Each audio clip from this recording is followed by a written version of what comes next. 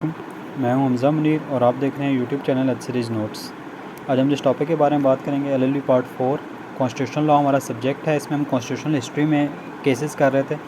हमने एक केस पहले किया, आज हम दूसरा एक केस करेंगे, Maulvi Tamizuddin versus federation of Pakistan, PLD 1955 Sindh 96 और PLD 1955 FC फेडरल कोर्ट 240। ठीक है, पेज नंबर इसके दोनों साइटेशंस बनती हैं इसकी।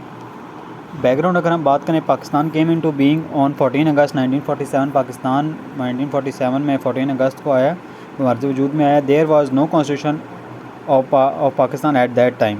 ठीक है, उस टाइम पे पाकिस्तान का कोई ऐसा कॉन्स्टिट्यूशन नहीं था।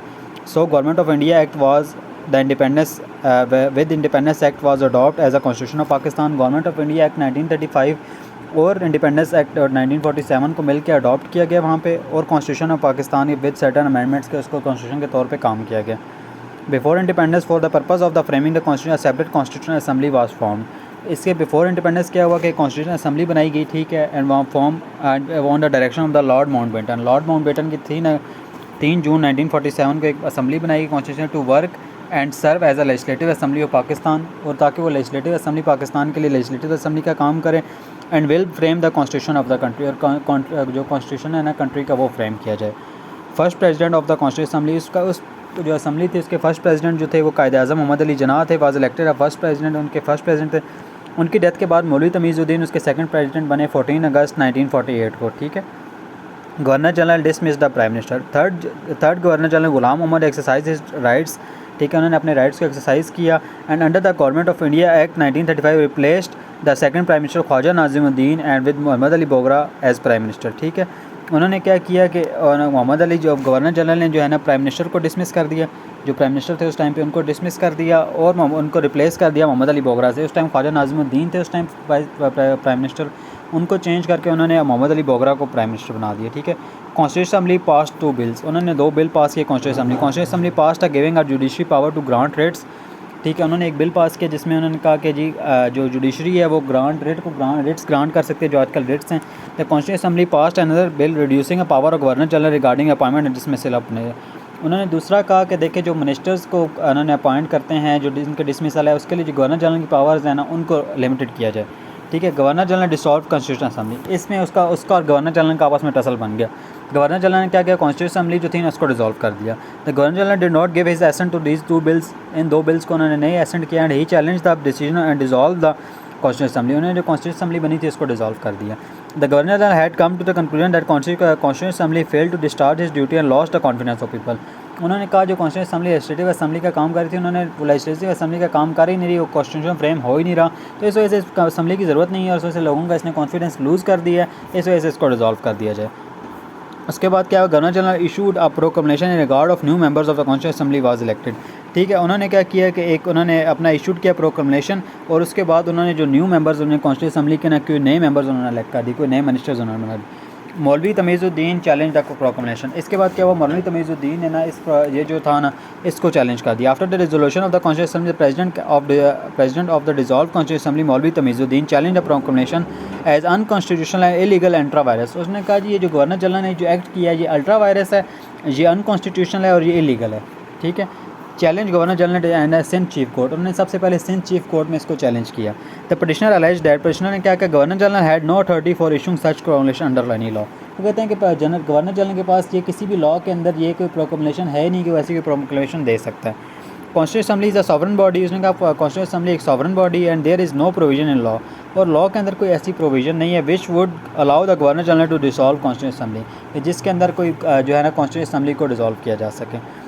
मौलवी तमीज़ुद्दीन फाइल 2 रिट्स, उन्होंने 2 रिट्स फाइल की थी। ठीक है, ये रिट्स का जो टॉपिक है हाई कोर्ट की जैसे रिट्स होती हैं, ये वही उन्होंने कहा था कौन रिट्स हैं। ठीक है, इसी तरह सबसे पहली रिट थी रिट ऑफ मैंडेमस।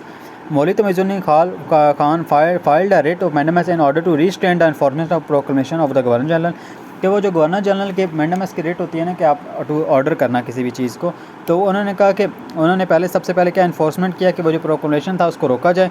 ठीक है, and to stop the resolution of constitution assembly, और जो कॉन्स्टिट्यूशन असेंबली की रिजोल्यूशन है उसको रोका जाए, and reconstitution of the new constitution assembly, और जो न्यू कॉन्स्टिट्यूशन असेंबली है उसको भी रोका जाए काम करने से। ठीक है, उसके बाद दूसरी उन्होंने एक रेट लगाई रेट ऑफ कोवरेंटो। रेट ऑफ कोवरेंटो ये है कि टू विच एक्सटेंट, किस वजह से किस अथॉरिटी के तहत आप आएँ। The writ was filed by the Maulvi Tamizuddin regarding demanding the minister should ask the under the which authority they are holding their office. उन्होंने कहा कि दूसरी रिट ये इशू की जाए कि कहा जाए कि देखें किस अथॉरिटी के तहत वो लोग मिनिस्टर जो है ना वो आए हैं यहाँ पे। Judgement of Sindh chief court ने सिंध के चीफ कोर्ट ने क्या जजमेंट दी थी। Sindh chief court decided in the favour of Maulvi Tamizuddin. Sindh chief court ने मौलवी तमीज़ुद्दीन के फेवर में फैसला किया and proclamation of governor general was invalid. और इनवैलिड प्रोक्लेमेशन जो गवर्नर जनरल था उसको इनवैलिड कर दिया गया।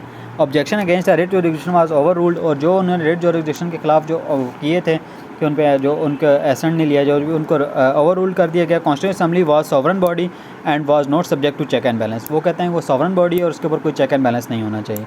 The argument that the governor general has prerogative like crown to dissolve the assembly is invalid. जो उन्होंने किया गवर्नमेंट जो गवर्नर जनरल ने ये लिया था ना ऐसा कि गवर्नर के क्राउन की जो पावर्स हैं डिज़ोल्व कर सकते हैं, इसी वजह से इसको इनवैलिड उन्होंने डिक्लेयर कर दिया कि क्राउन की पावर है कि हमने वहाँ से डिज़ोल्व अपनी पावर को हमने वहाँ से लिया है ब्रिटिश से, और वो पावर्स को जैसे क्राउन डिज़ोल्व कर सकता है इसलिए हम भी डिज़ोल्व कर सकते हैं, ठीक है, क्योंकि हमने ब्रिटिश से लिया।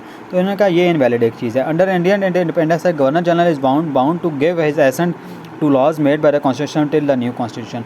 अब उन्होंने एक ये भी लिया था यहाँ पे, उन्होंने कहा था कि देखें जो गवर्नर जनरल ने वो जो एसेंट रेट वाला मामला आता है, रेट कैसे इशू सकती है, हमने तो उससे अभी तक लॉ बनाई नहीं क्योंकि एसेंट ही नहीं है।